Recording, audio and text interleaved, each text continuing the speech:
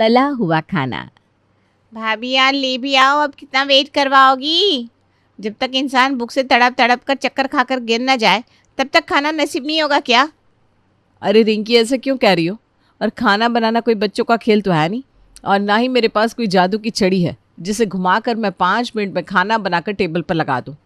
अरे भाई, दाल चावल सब्जी रोटी सब कुछ बनाने में अच्छा खासा समय लगता है। खैर, तुम्हें तो सिर्फ टेबल पर बैठकर भाभी भाभी चिल्लाना होता है। तुम ये सब कहाँ समझोगी? डोंट टेल मी भाभी, क्या आपने फिर से आज वही रोटी सब्जी बना कर रखी है? अरे यार भाभी, मैं बोर हो गई हूँ रोज के आपकी इस बोरिंग खाने को खाकर। अच्छा, रोटी सब्जी बोरिंग खाना होता है? तो तुम ही बता दो ननद रानी, मैं ऐसा क्या बना दूँ जिसे खाकर तुम्हें एक्साइटमेंट फील हो। भाई, हमें तो इस बोरिंग खाने को बनाने में ही 2 घंटे लग जाते हैं। अरे भाभी, तो किसने कहा है आपसे कि 2-2 घंटे तक रसोई में अपनी मेहनत वेस्ट करो? स्मार्ट वर्क की ज़रूरत होती है भाभी।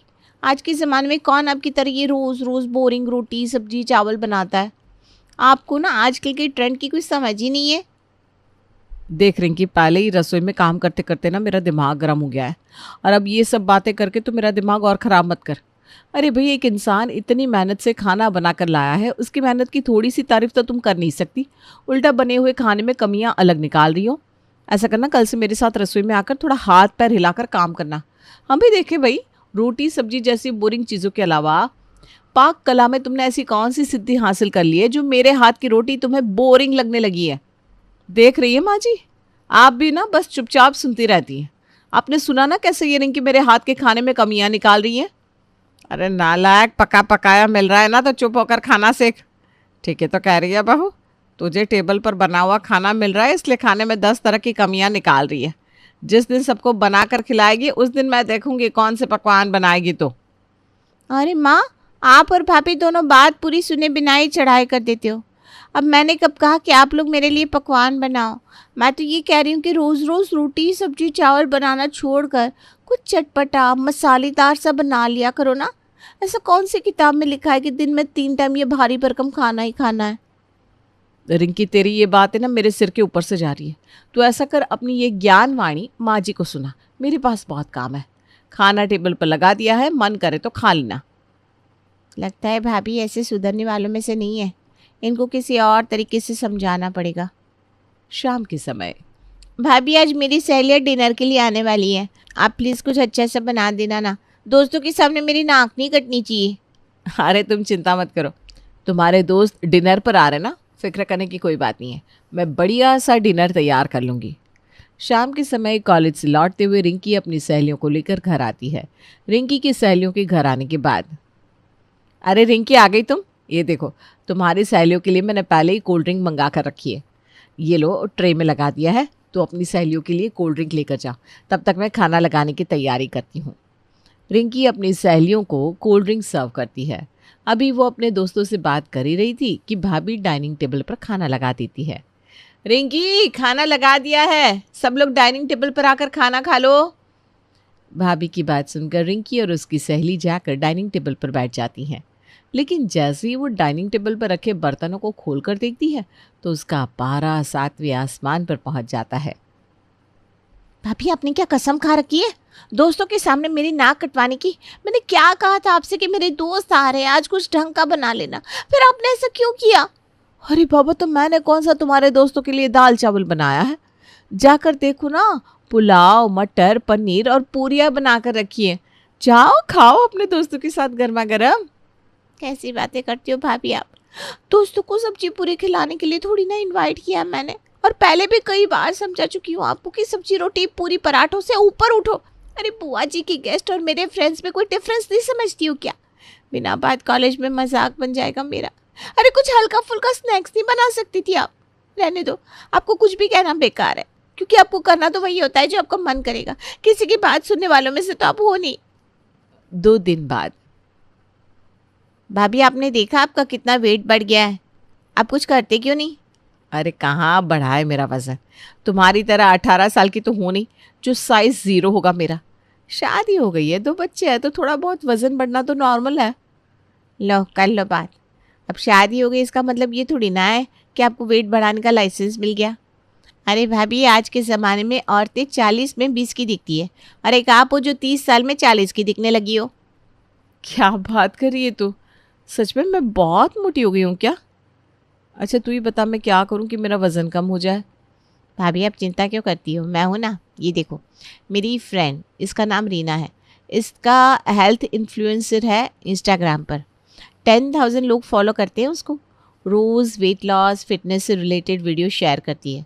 आप इसको फॉलो करो ना, आपको खुद समझ में आ जाएगा कि आप गलती कहाँ कर रही हो और फिट रहने के लिए आपको क्या करना होगा।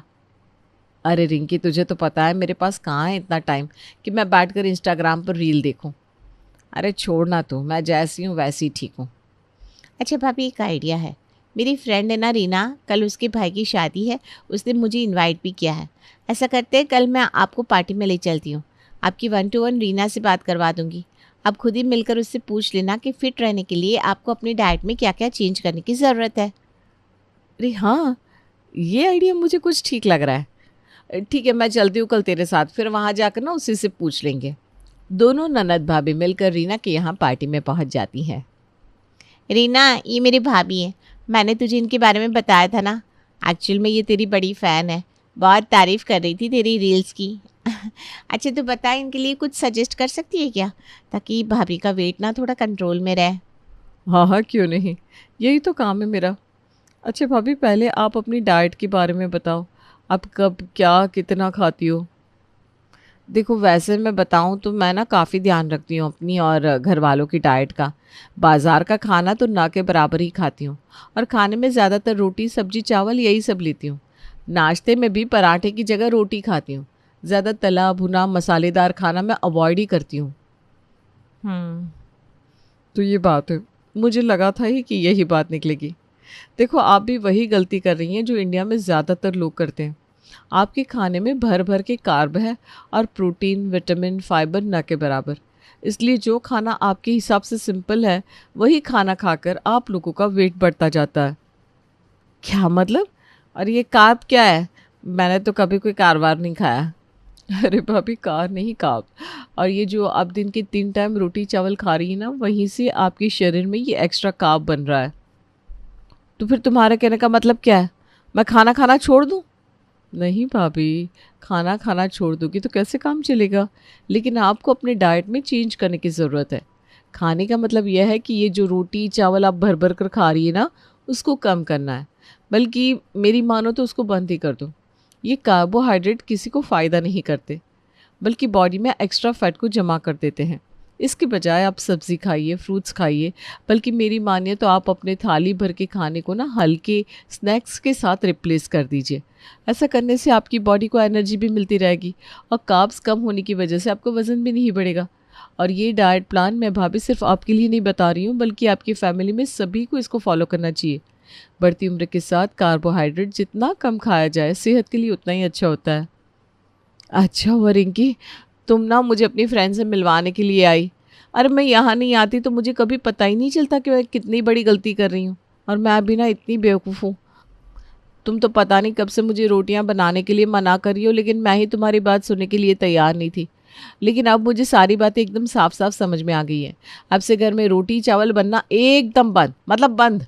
अब चाहे कोई जितना भी कह ले, मैं रोटी बनाने वाली नहीं हूँ। अरे अच्छा ही है ना, घंटों की मेहनत करने के बाद रोटी सब्जी दाल चावल सब कुछ बनाकर मैं तैयार करती थी। उसकी बजाय अब मैं भी फटाफट तैयार होने वाले हल्के फुल्के स्नैक्स बना दिया करूँगी। मेरा काम भी जल्दी ख़त्म हो जाएगा। और वैसे भी काम से थोड़ी फुर्सत मिलेगी तो मैं थोड़ी बहुत एक्सरसाइज भी कर लिया करूँगी। उससे तो वज़न कम होना ही है। ये हुई ना बात। भाभी, अब आपको बात समझ में आ गई है। रिंकी बहुत खुश थी कि उसका प्लान सक्सेसफुल हो गया।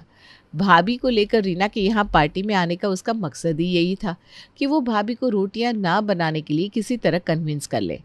क्योंकि घर में खाना तो भाभी बनाती थी, और भाभी रोज़ रोज़ चावल रोटियां बना कर देती, जिसे देखकर रिंकी का पारा 7वें आसमान पर पहुंच जाता। रिंकी भी आज के ज़माने की नखरीली लड़की थी, जिसको रोटी खाने का मतलब पहाड़ चढ़ने जैसी आफत। जहाँ एक तरफ रिंकी का मन चटर पटर खाने को फिसलता रहता, वहीं दूसरी ओर भाभी हर समय उसे सब्जी रोटी खाने के लिए फोर्स करती। और अपनी इसी मुसीबत से बचने के लिए ही रिंकी ने यह सारा षड्यंत्र रचा था।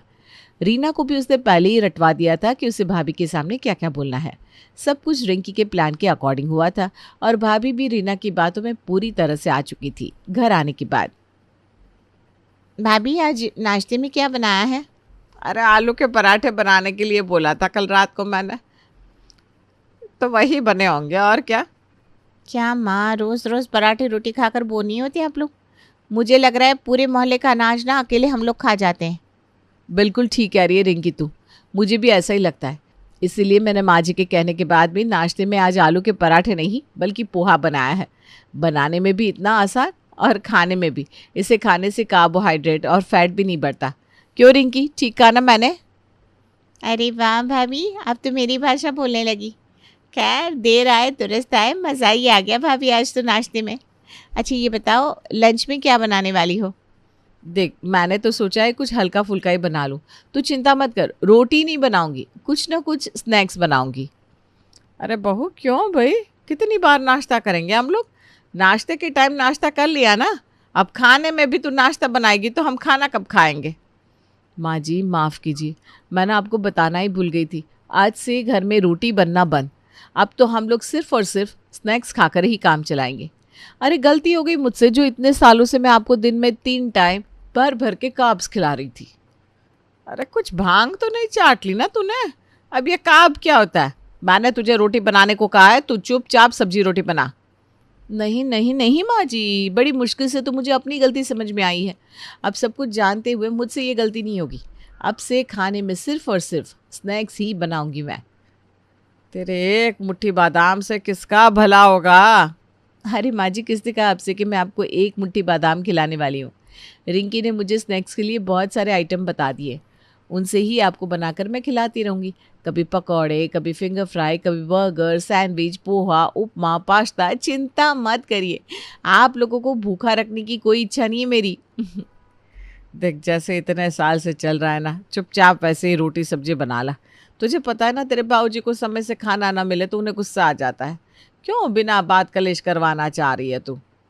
माँ जी, समय से पहले सब कुछ बनाकर तैयार कर दूंगी मैं, लेकिन रोटी तो नहीं बनाऊंगी, क्योंकि आज से ना मैं रोटी बनाऊंगी और ना ही खाऊंगी। सीधी बात है। मम्मी आप भी ना बिल्कुल लकीर की फ़कीर हो। भाभी कुछ कह रही है तो सोच समझ कर कह रही होगी ना। और क्या फ़र्क पड़ जाएगा अगर कुछ दिन तक आप लोग डाइट को फॉलो कर लोगे तो? चुप कर, सब समझ रही हूँ मैं। ये सारी आग तेरी लगाई हुई है, क्योंकि तुझे रोटी खाने में आफत टूटती थी। कुछ दिन बाद रिंकी के लिए अनुज नाम की एक लड़की का रिश्ता आता है। माँ जी, मुझे रिंकी बहुत पसंद है।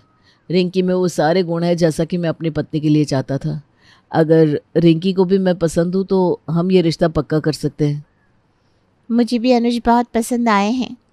अनुज और रिंकी की तरफ से हाँ होते ही पूरे परिवार में खुशी की लहर दौड़ गई थी। देखिए बहन जी, बच्चों ने तो हमारी सारी चिंता ही दूर कर दी। अब जब इन दोनों ने एक दूसरे को पसंद कर ही लिया है तो ऐसा करिए, आप लोग मुंह मीठा करिए, फिर उसके बाद हम बहू से कहकर खाना लगवाते हैं।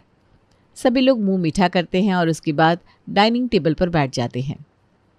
अरे बहन जी, आपने दाल और सब्जी तो सर्व कर दी, लेकिन रोटियां कहीं नजर नहीं आ रही। क्या बात है बहू, रोटी बनाना भूल गई हो क्या? ये क्या तमाशा है बहू, तुझे समझाया था ना कि मेहमानों के लिए रोटियां बना लेना। अरे तुम्हारी समस्या क्या है? अब जाओ जाकर फटाफट रोटियां बनाओ। नहीं मम्मी जी, मैं अपने हाथों से किसी को रोटी बनाकर देने की गलती नहीं कर सकती। अरे मैंने स्नैक्स बनाया है ना, उसको खाइए सब लोग। और वैसे भी एक कंप्लीट डाइट में प्रोटीन, विटामिन, फैट सबकी सही मात्रा होनी चाहिए। और जो मैंने खाना बनाया है ना, वो एकदम बैलेंस फूड है। रोटी और चावल की ज़रूरत ही नहीं है। अरे बहन जी, कैसे बह की बातें कर रही है आपकी बहू? आप लोग क्या बिना रोटी के ही खाना खाते हैं? वो क्या है ना मम्मी जी, भाभी ना आजकल डाइटिंग कर रही है, बस इसीलिए रोटी और चावल उन्होंने छोड़ रखा है। अरे भाई, तुम्हारी भाभी डाइटिंग कर रही है तो इसका मतलब ये तो नहीं कि पूरे परिवार को ज़बरदस्ती अपने साथ डाइटिंग कराएगी। मुझे तो ये कुछ और ही माजरा लग रहा है। मुझे ऐसा लगता है कि तुम्हारे घर में फिर तुम्हारी भाभी नहीं, तुम्हारा पूरा परिवार ही डाइटिंग पर है। ऐसा है कि भाई हम इस घर में रिश्ता नहीं कर सकते।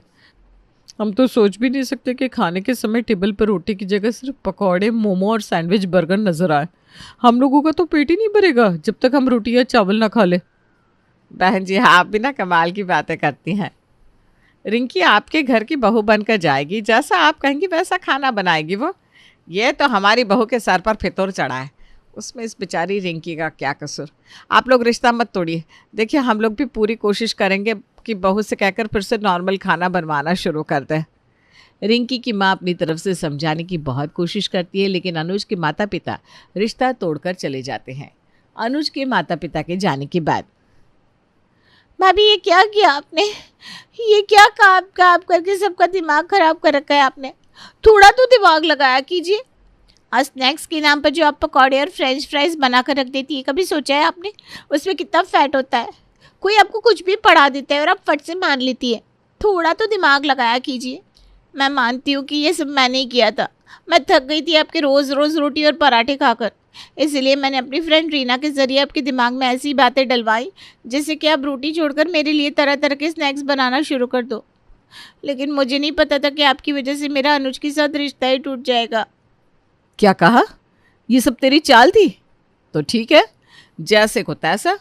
जब दूसरों के लिए गड्ढा खोदोगे तो खुद ही गिरोगे ना उसमें। अब क्या रो रही है? जो किया है भुगतो। खैर, रिंकी के घर में तो रोटियां बननी फिर से शुरू हो गई थी, लेकिन जो रिंकी ने किया था उसके लिए वो बेचारी रो रो कर अपनी आंखें लाल कर रही थी।